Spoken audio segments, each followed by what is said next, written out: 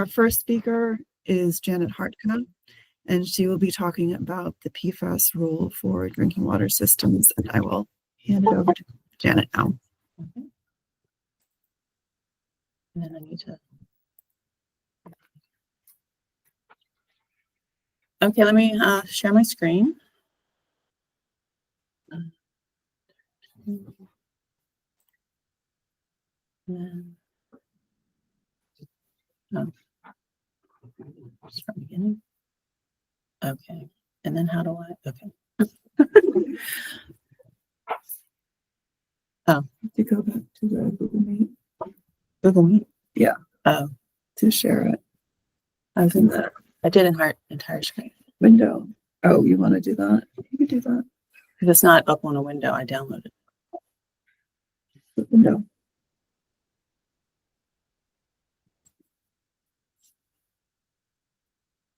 That is all right.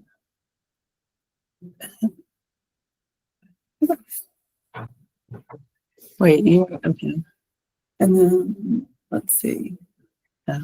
If you want to, if you can start presenting in, not from here. You have to go into the PowerPoint.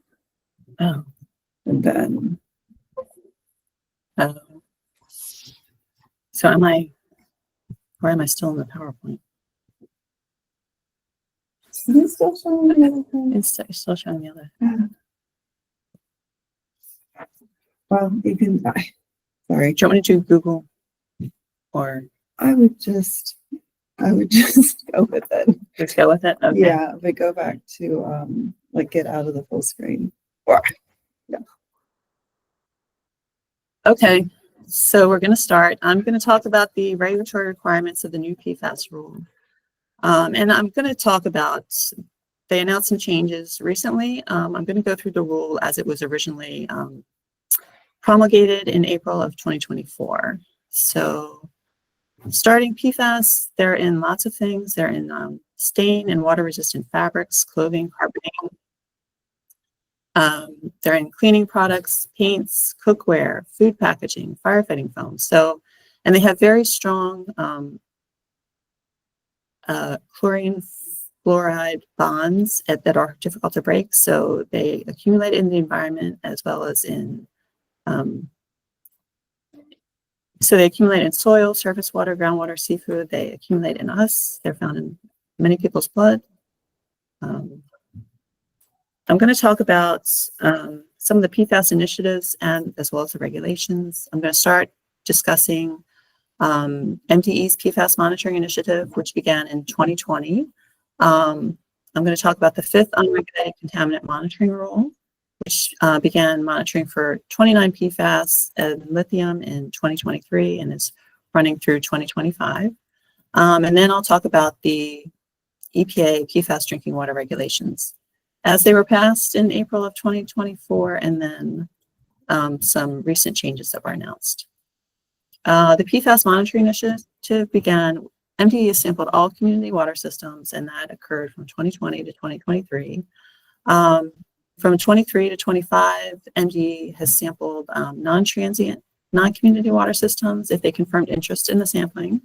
And all PFAS samples taken by MDE have been analyzed using the Maryland Department of Health lab. Let's see.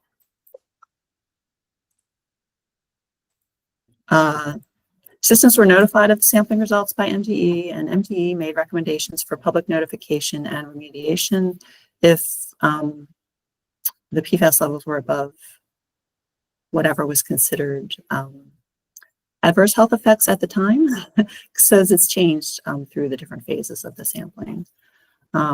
Results for all phases of MDE sampling are available on MDE's website. You can use this link and we'll probably send out the slides. Yes. Okay. So UCMR 5 requires all regulated public water systems serving greater than 3,300 people to monitor for 29 PFAS compounds and lithium. It also includes a random sample of systems serving 3,300 or fewer people. EPA is covering the cost of testing for systems serving 10,000 or fewer people. And as I said before, monitoring began in 2023 and is running through the end of this year. And finally, I'll talk about the EPA PFAS drinking water regulations. They were finalized in April of 2024. It established maximum contaminant levels for 5 PFAS compounds and a hazard index for 4 PFAS compounds. The PFAS rule applies to community water systems and non-transient, non-community water systems. Systems that purchase all of their water from a regulated public water system are not required to monitor for PFAS. Point of entry monitoring is required at each treatment plant. So that's after any and all treatment has occurred. And this is a table of the maximum contaminant levels and trigger levels for the different PFAS as they were regulated in 2024. The first column lists the different compounds. The second is the maximum contaminant levels, and the third column is the trigger levels. As you'll see, for PFOA and PFAS, the maximum contaminant levels are listed as 4.0 nanograms per liter or parts per trillion. And the trigger levels for all of the PFAS are half of the maximum contaminant levels. So for PFOA and PFAS, it's 2.0 parts per trillion. And the hazard index has to be a mixture of 2 or more of PFHXS, HFPODA or GenX, and PFNA and PFBS. And here is the equation for the hazard index. You take the 3 compounds that are regulated with individual MCLs of 10 parts per trillion, and you divide their concentrations by 10, and you add them to the concentration of PFBS, and you divide that by 2,000 parts per trillion. And if that ratio is over 1, then that would be considered a MCL violation of the hazard index. But the mixture must contain 2 or more compounds for that to be the case. Systems will have to complete the initial round of monitoring by April 26th of 2027, and then ongoing compliance monitoring also begins at this time. Monitoring and reporting violations may be assessed beginning April 26, 2027, and compliance with the MCLs is required by April 26 of 2029. Sampling requirements. Samples must be collected, as I said before, at the entry point to the distribution system by an MDE certified sampler during normal operating conditions. Samples must be analyzed using EPA method 533 or EPA method 537.1 version 2.0. EPA method 537.1 version 1.0 may be used for initial monitoring only. Labs performing the analysis must be certified by the EPA or the state for the method they are using. And I have I've listed a link from my fact sheet that has additional links to both the EPA list and the state list, the Maryland state list. So for initial monitoring, large groundwater systems serving greater than 10,000 people and all surface water and groundwater under the direct influence of surface water systems are required to collect 4 quarterly samples within a 12-month period, and they must be collected 2 to 4 months apart. Groundwater systems serving 10,000 or fewer people are required to collect 2 samples within a 12-month period, and they must be collected 5 to 7 months apart. There is a provision in the rule where it doesn't have to be within the 12 months, but you still need the 5, for a small groundwater system, you still need the 5 to 7 months seasonal period covered. So you could have taken samples in January of 2020, and if they meet all the requirements, then you could take another sample in June of 2025. Using MDA, what does that mean? No. Okay. Using MDE results for initial monitoring purposes. Please make sure that the sample was taken from the entry point to the distribution system after all treatment. Many of the early MDE samples were raw samples taken prior to treatment. The samples must be taken during normal operating conditions. So if your system is a school, please make sure the sample was collected during the school year. And there's a little bit of an issue with the MDE samples that were collected in the fall of 2023. They had reporting levels of 2.5 parts per trillion for PFAS. This is greater than the trigger level for PFAS. So you could use a sample for initial monitoring, but the treatment plant will be placed on quarterly monitoring when ongoing compliance monitoring begins, because it does not measure down to the trigger level of 2.0 parts per trillion. This is when the MDH lab was moved from 537.1 to 533, and so it was during this period that they had their reporting level was a little bit high. So if you have results for PFAS that are less than 2.5 parts per trillion and your other regulated PFAS are below the trigger levels, and this is if you are a small groundwater system, you may want to collect the two sets of samples to see if you can qualify for reduced or triennial monitoring when compliance monitoring begins in April 26th of 2027. And MTE began sampling again in May of 2024, and the MDH laboratory had their reporting level for PFAS down to 1.0 parts per trillion. But many of the schools that were sampled had samples collected in the summer when school was not in session. The thought was to give schools a chance to develop a plan if they had high levels of PFAS. So, but unfortunately, those cannot be used for initial monitoring purposes. Using UCMR5 results for initial monitoring. The minimum reporting levels for PFOA and PFAS are 4.0 parts per trillion for the UCMR5.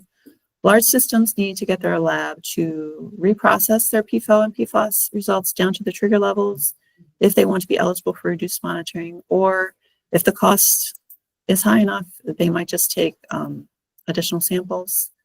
EPA said that they are working to get PFOA and PFAS data reprocessed for systems where they covered the cost of UCMR5 sampling. Compliance monitoring begins April 26, 2027. If the result of any sample during initial monitoring is greater than or equal to the trigger levels at the entry point to the distribution system, the treatment plant will begin quarterly monitoring. If the results of all samples during initial monitoring are less than the trigger levels at the entry point to the distribution system, the treatment plant will be eligible for triennial monitoring. And then annual monitoring comes into play once compliance monitoring begins. So if after 4 quarters, all of the sample results are less than the MCLs, the system may reduce monitoring at the treatment plant to once a year.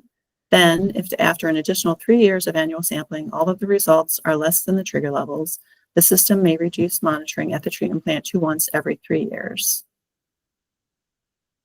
And systems monitoring triennially, whose sample result equals or exceeds the trigger level, must return to quarterly monitoring. Systems must then complete 4 quarters of monitoring to determine if there is an MCL violation, unless any result causes the running annual average to exceed the MCL.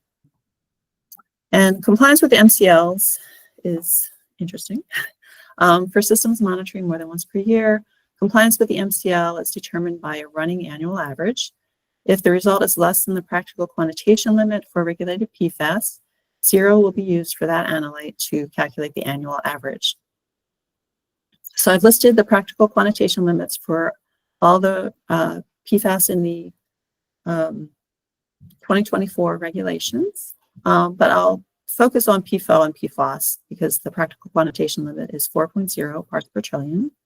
On this slide, I have an example compliance calculation. As you'll see, only the 3rd quarter exceeds the practical quantitation limit.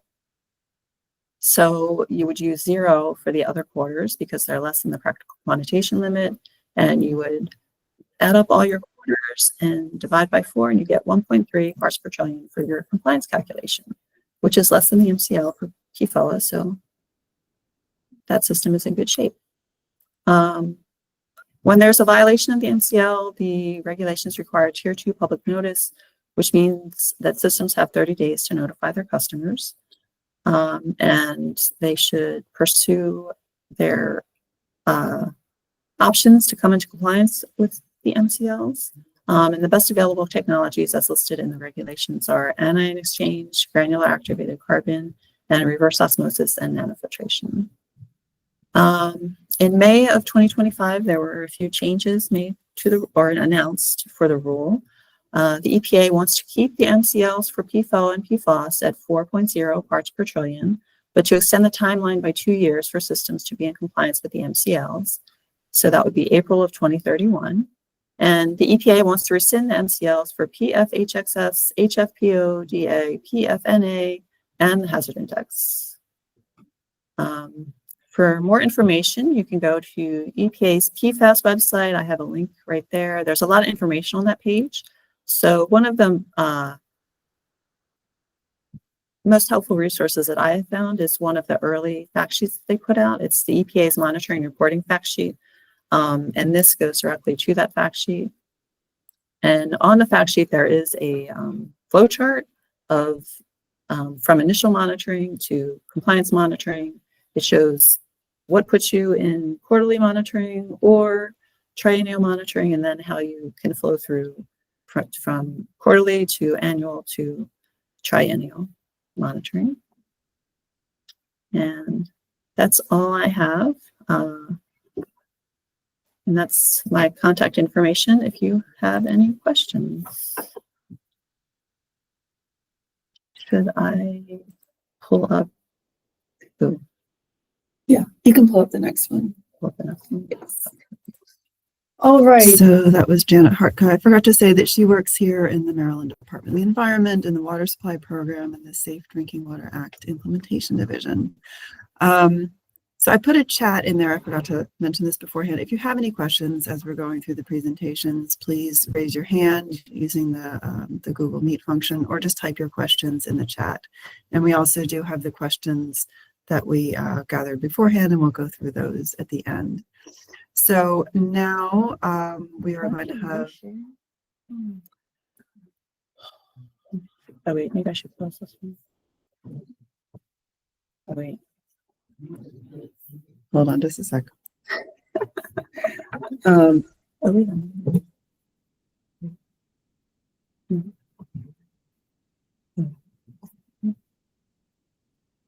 Yeah, you are not sharing now, so you will need to share again. Okay. Okay. So while Janet is trying to get the next presentation up, Andrew Kleinfelter also works in the Water Supply Program, but he is in the Engineering and Technical Assistance Division. He'll be going through treatment, and then Paul Emart with the Water Infrastructure Financing Administration will be talking about funding. So we will get that presentation to you very shortly. Is it doing anything? No, we cannot see it yet.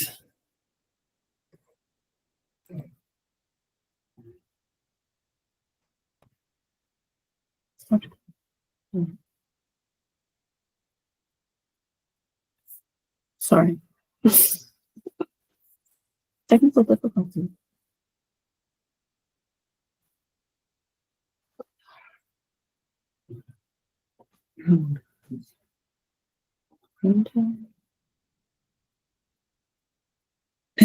You still have PowerPoint open, I think. It's showing that it's open. Yeah. Okay. Why is it mute? I don't know. Oh, I'm not sharing anything. No, you're not sharing anything, but go back to Google. You always have to share from Google, but I'm not sure why it's not showing up. Window, because it's not in Chrome. Oh, wait, that just No, that shows. just shows the mute. Well, just close out of PowerPoint, or now it's not there anymore Oh. anyway. It disappeared. Oh, sorry. Let me do this. Download.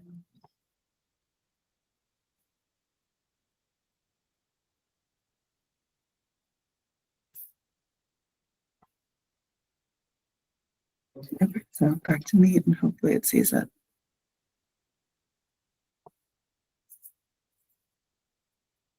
Oh, There it there it is. is. All right. Okay. Okay.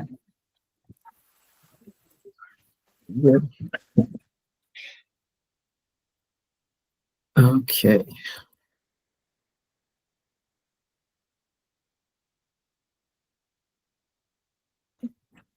All right. Can you see my face?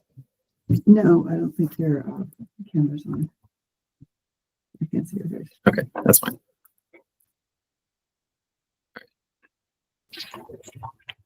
I am muted. I don't think you need it. Okay. All right. Now that we've heard the regs and requirements from Janet, I'll talk a little bit more about the treatment. And like Janet has said previously, the regs aren't currently in effect yet. So MDE doesn't technically have the authority to force you to make any actions, although we do really appreciate all the cooperation that we've had so far across the state. All the actions that we are recommending, they are highly, highly recommended. The hope with this is that we can get ahead of the regulations as much as possible so that when the deadline does come, we can send out as few of those lovely notice of violation letters as possible. The first two actions here mentioned of taking the well offline and providing alternate water, those were for systems that got PFAS and PFOA detects over the 2016 EPA hazardous action level of 70 parts per trillion. Otherwise, we've just requested that systems send out public notice, and the notices are really just to give transparency for the consumers and hopefully avoid any negative press or any conspiracies that there's some sort of cover up going on. The four options for treatment for PFAS, or I guess mitigation, boil down to these four options, and I'll go through in the next slide. It's still showing the first slide. That's interesting. Okay. No. While you're trying to figure that out. All right. I'm sorry, there's a question that came in. There was a question that came in from Veronica Corella. What is the status of the public schools on well water that MDE tested last year? Some had actionable levels based on PFAS readings. Were these valid tests? I guess that. I believe that everybody got their results back, and they got letters to, and I know there are schools that went on bottled water and things like that, and they're pursuing their treatment options at the moment. Are they valid? I believe they are. I'm looking through them right now to see if the detections had field blanks, because the method requires field blanks if you have a detection. I'm not sure what else to. Veronica, does that answer your question, or send us another chat or raise your hand if yes, go ahead. I'm Veronica Corella. I'm Legislative Director for the Maryland Children's Environmental Health Coalition. And two of the schools, Bushy Park Elementary School and Glenwood Middle School in Howard County, tested positive at the MDA August of last year testing. And the recommendation was to go on bottled water. But some of the parents think that that was invalid, and that the school doesn't need to be on bottled water and isn't. So I was wondering what the official status is. Were those tests valid, and what, what's the next step for that school? You said it was Bushy Park, and what was the other school? Glenwood Middle School. Was it Bushy Park Elementary? Right, they're next to each other, about 2 miles or so south of Interstate 70 on Maryland Route 97. Okay, I think what we should probably do is look into that and get back to you. Yeah. Just check out that specific situation. And Yeah, I there's want to another, make sure the parents understand what the actual situation is. Thank you. yeah. I mean, there is another person in the water supply program that was in charge of that testing. So wasn't. Yes. Yes. Yeah, that is true. Yep, we will look into that, and Veronica, we will get back to you. I definitely have everybody's email address. So yeah, make a note of that and follow up on that. Okay, I think it looks like we've got another presentation ready to go. So we'll go back to Andrew. All right. Yes, so we're talking about the treatment options. And here we will just we have this flow chart to go through to try and figure out what options are best and how to work out what can be viable. The first thing we look at is if the system can meet the peak demand without any of the PFAS contaminated wells in service. And if that is the case, then the easiest option is to just abandon the well, disconnect it from the system. It's really the cheapest and simplest option that we can have. And if they can't, if the PFAS contaminated well is a high production well, you can't go without it. The next option is to look at if there's any larger municipalities or any water systems nearby, usually within about a mile is kind of the radius we look to see if they are willing to interconnect to take on this smaller system, provide the water for it. And also if they have the capacity to do so. This option is preferred also because consolidation of multiple water systems can be beneficial to both parties. And I will also make a note, if you're having trouble reaching out to systems and they're not communicating, they're not answering questions, feel free to reach out to us, either the county engineer, if you have their contact, or anyone at MDE. They'll forward you to the right person. We can help out and mediate some talks there. Now, I know personally that a lot of these wells, neither of those options work. They're kind of in a rural area. So the next option is to try and find a new well or a new source. This can either be a brand new well completely, or you can try and drill a current existing well into a deeper aquifer. There are drawbacks to this. You could put all the money into putting a new well in, and surprise, it's got PFAS again. So that could just be a loss of money. So it's not exactly a preferred option, but sometimes options are limited. And kind of the last option, I wouldn't necessarily put it as the last option. I'd put it kind of parallel to the new well, is to install treatment. One drawback to this is that you will definitely be required to have a certified operator. There will be more maintenance costs with the treatment. And even if you do have a certified operator already, there is talk with the Board of Operators to potentially include this as a T3 or T5 certification, similar to arsenic. They haven't really worked out what that could be yet, as far as I know. So that's something to look forward to in the future. And talking more about treatment, we'll go through the technologies that are available right now. GAC, which is just activated carbon filters, ion exchange, and reverse osmosis are the three accepted EPA treatment technologies.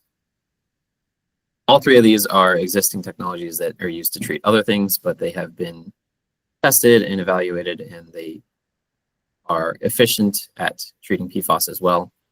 GAC and ion exchange are generally the more affordable options. I think cost-wise, they're pretty even, whereas reverse osmosis is definitely the most expensive option. So it is not really seen as a PFAS treatment. Couple more notes. GAC is much better at targeting longer chain PFAS molecules. This is your PFOS, your PFOAs, whereas ion exchange works better at targeting PFBAs, PFBSs, and PFHXAs. They both do treat all the PFAS, was it 9 regulated contaminants? It's just they kind of work better at targeting certain things. So they're both fine treatment methods. Also, the GAC has a longer contact time of 10 minutes, whereas ion exchange only has a 2-minute contact time. So GAC filters will have a larger bed volume and generally a bigger footprint if you're thinking of space considerations. Also noted that these PFAS treatment chains or units should be the last thing in the treatment chain to kind of help give the media filters the best longevity that they can and have the media last as long as possible. Overhead costs are really a big consideration, but the operation costs are really going to be the killer here. The rapid small scale column testing can be used to determine an approximate life of the media and help determine the operating costs. Another thing to consider is the removal and destruction of the spent media, which sometimes gets overlooked. And of course, whenever you're installing a new treatment system in a water system, you're going to have to go through the permitting process, which is going to require, design and sign off by a licensed engineer, which is not cheap either.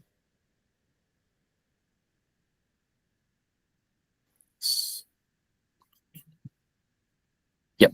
And for pilot studies, it just requires that the treatment be proven to be effective, which at this point, all three of these technologies have EPA studies showing that they are. So while we did require pilot studies initially, we're not really requiring pilot studies in, not for all systems. There could be special, individual cases that will, but generally pilot studies are not required.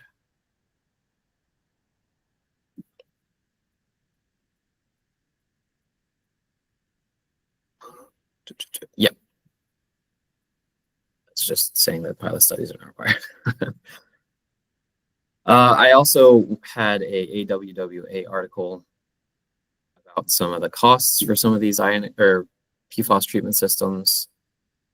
This is a chart showing the overhead costs for these. It's got some ion exchange systems here and GAC systems down at the bottom versus their capacity, and it's broken down to the capital cost per gallon. And you can kind of see there's not really a whole lot of correlation. The costs for ion exchange versus GAC is pretty comparable.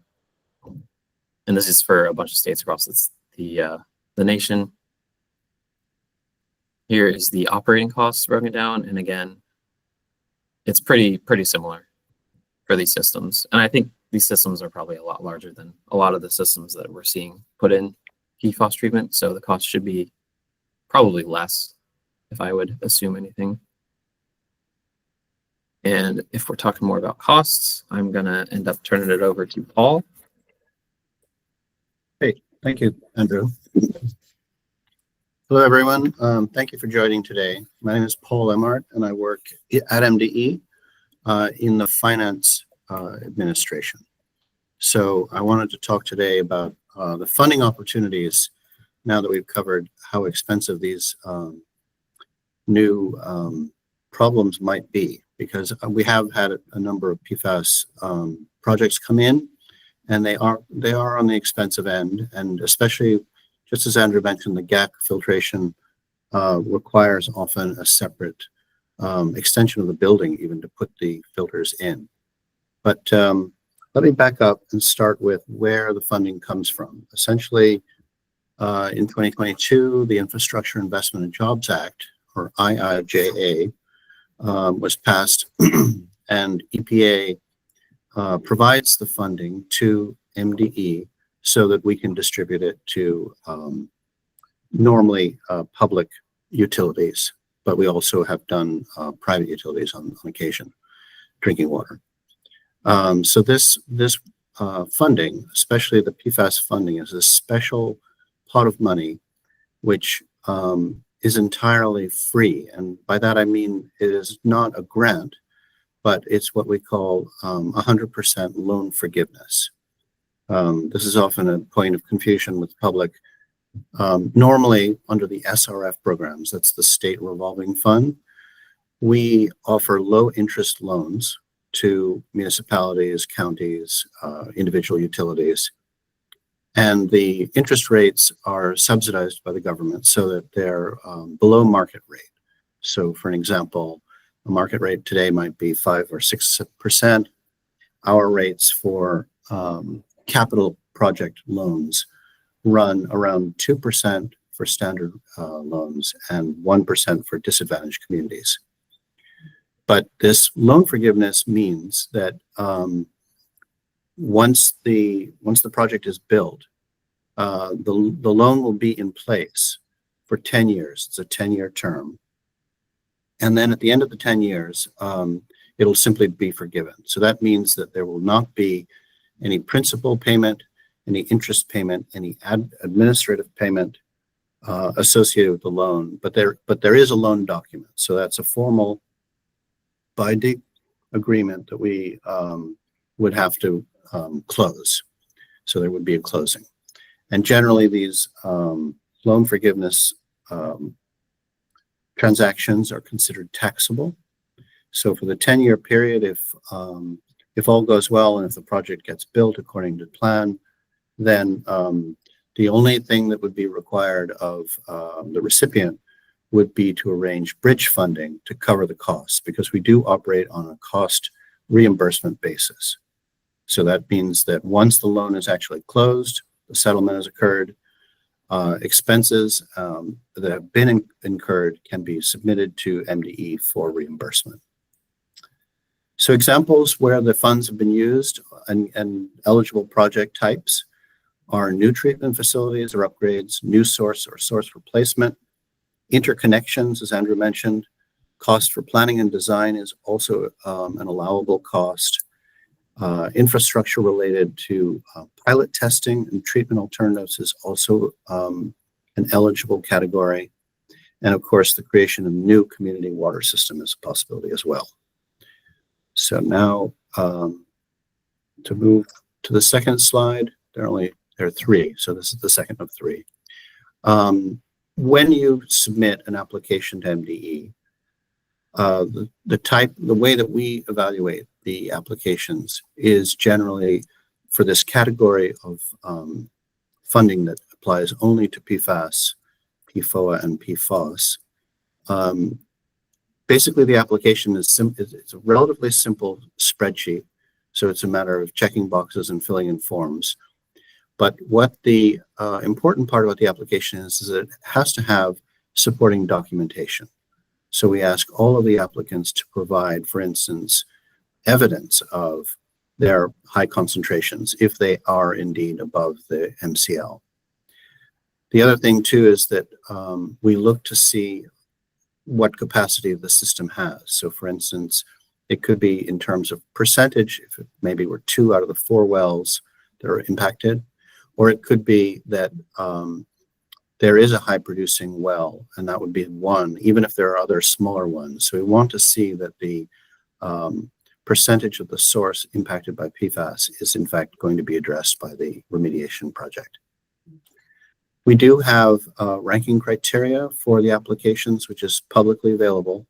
It's on our website, and there's a link to this highlighted text, IPPS, which stands for Integrated Project Priority System, which is essentially our criteria. What do we look for? What type of points do we provide when we're reviewing the applications? And some of the important things to think about when you're putting your application together are what are the factors that we are going to rank the applications by. And so obviously, because PFAS has a public health impact, public health threat is a very important aspect. And generally speaking, the way that our applications work is that we get every year we get applications, and we always are oversubscribed. We get, for instance, in the most recent year, over $1 billion in requests, and total funding that we have through EPA runs around $250 million. So obviously, we are not able to fund all projects, and it is highly competitive. That's one of the reasons I'm emphasizing that all of the documentation that you can provide helps us understand what is the severity of the project and the need for the funding. So that's the public health threat portion. There's also points that are awarded based on the system size. For instance, smaller systems, which often don't compete as well against larger systems. We provide extra points there to sort of level the playing field. There are also compliance related factors that we look at. So for instance, although you may have received a notice of violation or an NOV, that's not necessarily a bad thing for the application's sake, because again, what we try to do is evaluate who has the greatest need. And when you provide evidence of compliance issues, these actually begin to push your application to the top of the list, as opposed to simply having a casual problem or a problem that could be addressed in a future that has no severity associated with it. One of the things that we really do encourage is consolidation of systems, because in many cases, although they're very, very worthy projects that come into us, the smaller systems, especially that are in rural areas, are isolated, and the costs associated with providing the remediation or building a new water plant itself are simply unsustainable for a small community. So we definitely encourage, and we give extra points if you can connect to a larger system. And then another factor, of course, that we look to is affordability. This is something that is central to the SRF program. One of the things that we do is we evaluate by county and by municipality and town most of Maryland, and we evaluate based on 4 metrics, one of which is the median household income, another one is poverty level, a third one is loss of population, and the fourth one, I'm blanking on the fourth one, forgive me, but it'll come to me. But in any case, you can read them for yourself. In this highlighted text, DAC is a link to our disadvantaged community table. So down at the bottom of the table, the 4 metrics are clearly identified. One thing that I wanted to mention as well is that when an application comes in, we ask that the selected project provide us with financial data, because again, in most cases, we're doing loans, low interest loans, and we want to make sure that the applicant is creditworthy, so that we don't put them in a situation where the loan cannot be repaid. In this case, this special case for PFAS, there is no repayment, but we still do what we call financial capacity analysis, and that is required. So another thing to provide when you're putting together your application are your financial statements. We rely on audited financial statements as opposed to unaudited. And in many cases, that's how we are able to, confirm that for us that it's a good project, and it has, the loan can be sustained, and there won't be an undue burden to the recipient. So that's something to keep in mind. We want to make sure that the financials work out, and that we can complete the transaction. Another thing to factor in, I'm just going to go to the final slide now. We do have a document on our website called Getting Ready to Apply, and there's a link, hyperlink here in the slides, where you can go to that document and see more information, detailed information about what helps a good application come through. I'll just mention very briefly that one of the things beyond the financial side of it that we do is we have what we call threshold questions. And there are 2 major ones that we have to comply with. And so every applicant should really be thinking critically about how are they going to demonstrate that these 2 threshold questions are met. And again, you can read about it in the Ready to Apply document. But just to mention, the first one is whether the project is consistent with your county's comprehensive land use plan and included in the water and sewer plan. Now, it doesn't have to be that it's actually named in the water and sewer plan. It could be that you're upgrading a facility and the facility is already there, and then that would be considered a categorical exclusion, so it would be fine. But you do have to show consistency with the water and sewer plan. And then the other one, the other mandatory question that we have to ask is this project within the priority funding area? These are the areas that are designated by counties for where they anticipate growth to occur and where they are, what are their priorities for those areas. You can find these documents through the link Ready to Apply, and those documents are maintained by the Maryland Department of Planning. So these two questions are so important that if your application is not responsive to them, then we will simply set your application aside. There is a process to, to become consistent with the water and sewer plan, and there's also a process to get an exception for the PFA. However, they take a couple of months to arrange. So that's probably one of the most important things to check before you consider a funding application. Generally speaking, our applications are open in December of each year, and the solicitation closes at the end of January. So it's basically 60 days to give people plenty of time. If they have questions, they can contact us, but to make sure that the applications are in the best shape that they can be when they're submitted in January. And then our group evaluates and ranks and scores all of the applications that we receive in February and March of each year.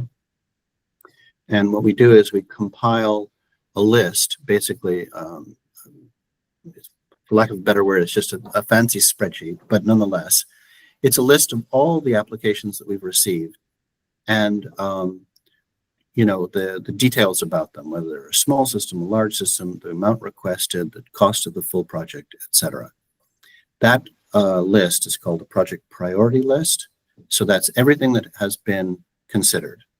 And then from that list, we take a subset.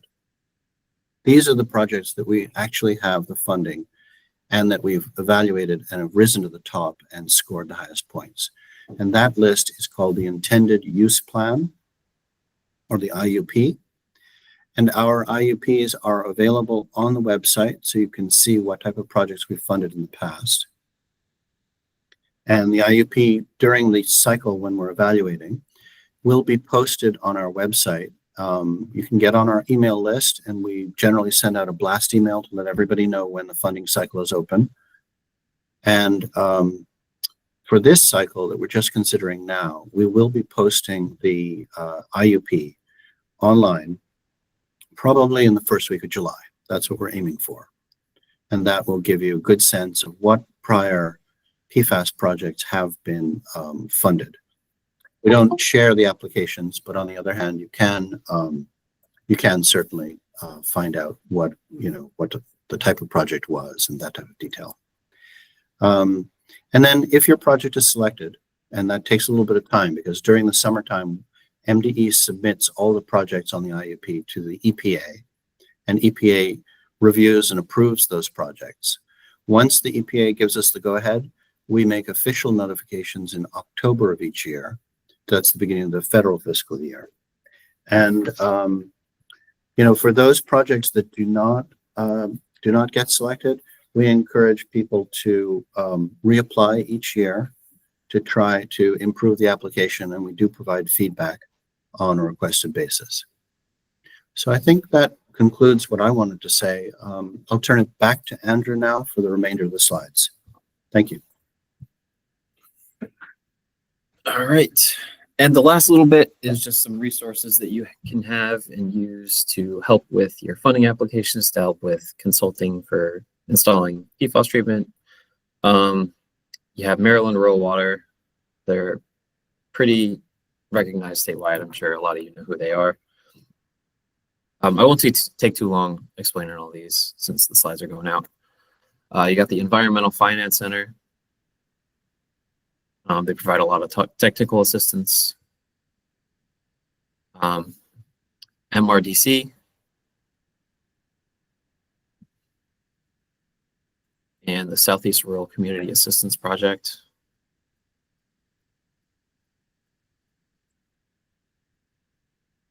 Here's some of the links for the treatability database and any of the references in these slides.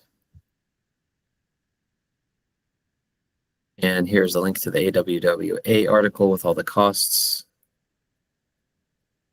And that's all we got. All right, thank you both. Okay, I do see one other question here. Is MDE keeping the April 2029 MCL deadline or following the new EPA April 2031 deadline? Do you have any input on that, Janet? Oh, I think EPA has to do their official rulemaking. They haven't done that yet. But when they do that, I think MDE will adjust their deadline as well for the MCLs. But I'm not sure if I think like the funding that we've been talking about is from the past, and I don't see future funding coming through for PFAS. So Yes, Yeah. that is, I mentioned in, I think the email that went out to publicize this. This is the last year that we have funding specifically available for PFAS projects. In the future, they can still be funded through the regular SRF process. But right now is we've had this PFAS money for the previous 4 years. And then this is the last year that we have it. So that's a big reason why we want everybody that is eligible to apply with the understanding that, as Paul said, we may not be able to fund all of the projects that people apply for, even if they're good projects, unfortunately. Any other questions that people are thinking of right now, feel free to raise your hands or type them in the chat. We did get a few questions in advance of the webinar, so I will run through those real quick. Not a lot of questions. Okay. So let's see. One of the questions, why mitigation actions are going to be taken? I will attempt to answer this. If it hasn't been clear already, water systems will have to comply with these new PFAS MCLs. We've done the testing and we know which systems have PFAS that are above the limits and which don't. Those that don't are going to have to do something to bring their systems back into compliance, or they're going to be in violation. Yeah, that's the reason why we're talking about this. There was a question from somebody with the Baltimore City Schools, I believe. How will this work in or near schools? So as far as Baltimore City schools go in particular, Baltimore City schools are 100% served by Baltimore City's water system, and Baltimore City does not have elevated PFAS levels. They don't have PFAS levels that are exceeding the MCLs. I believe that at least one of the systems had a detect, but it was not above the 4. I think it was either PFAS or PFAS, I'm not sure which.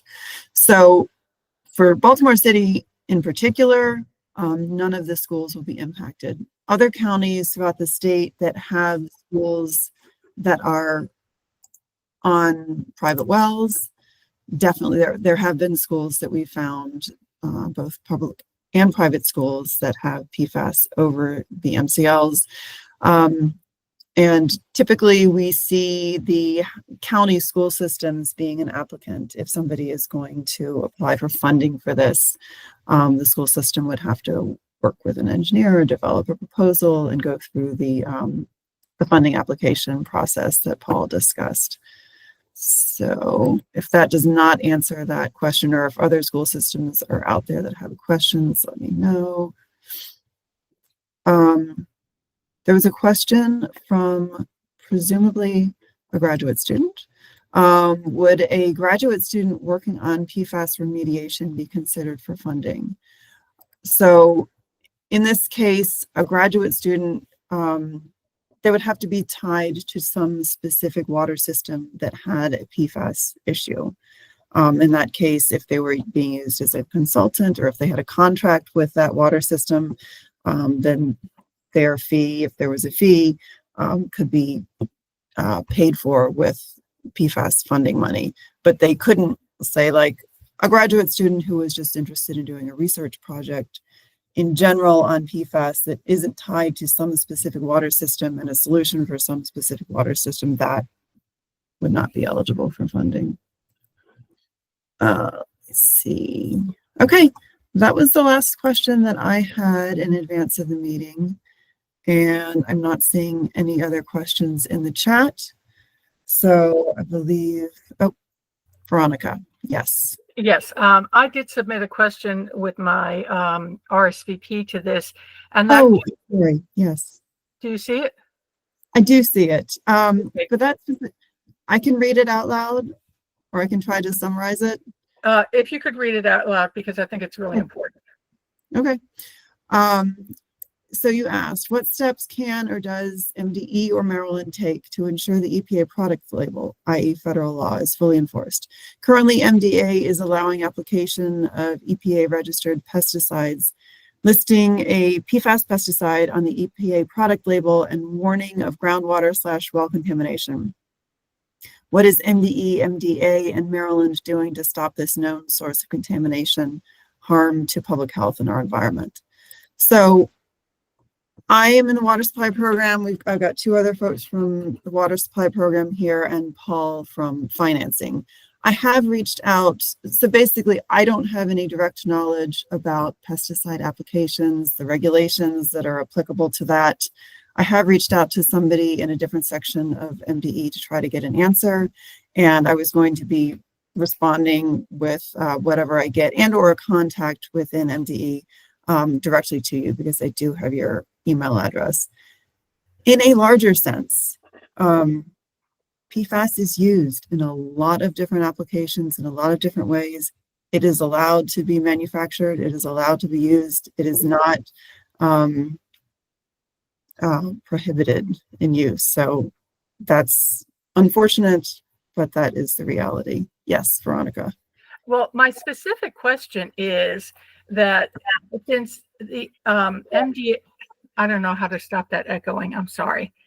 Let me go on. Anyway, I'm sorry about the echoing. Since MDA enforces the product label, and the product label explicitly says if you use this product, it will contaminate wells and groundwater because the active ingredient is a PFAS pesticide. But MDA is taking no action at this point. And I have a case study through our group of 125 applications since 2018 in a half-mile perimeter of the two schools that I mentioned in Howard County. There's a 10-acre area that has received 125 applications, and most of them had a PFAS pesticide. How do we get enforcement and protection of the EPA product label in full? So if it says this will contaminate and don't use around wells, how do we get that enforced? That is an excellent question, but I don't have an answer for you. I am trying to reach out to, like I said, other folks in MDE. So you said that MDA is, are they the one? Sorry, look at my question again. Yes, MDA is the enforcing agency, and they just recently, after the 121st complaint on May 12th, issued a warning to the applicator, fining them $5,000, and if they don't pay the fine, there'll be civil action. But that was 121 applications before they took a single action. So, and these applications are being allowed to continue. So how do we stop this known source and full enforcement of the EPA product label? Okay, I can see what I can find out, but and I can try to get a contact. Yeah, I'll try to see what I can find out. And I'm happy to share all these documents with you. Yeah, if you have anything, this is news to me. All I have is what you've typed in your question. Fine, I'll send you some stuff if you can provide me with your email. Thank you. Mm-hmm. Yes, I will. All right. Are there any other questions? Okay. I think that is it. I will be sharing the recording and the slides with everybody who signed up for the webinar. Additionally, we are doing, the webinar is going to be, the recording will be available on our website to the general public at some point in the future. And we are planning 2 future office hours sessions where we'll just be taking questions about these issues, one on August 25th and one on October 25th, both at 10 a.m. Okay, with that, I will stop the webinar. Thank you for attending.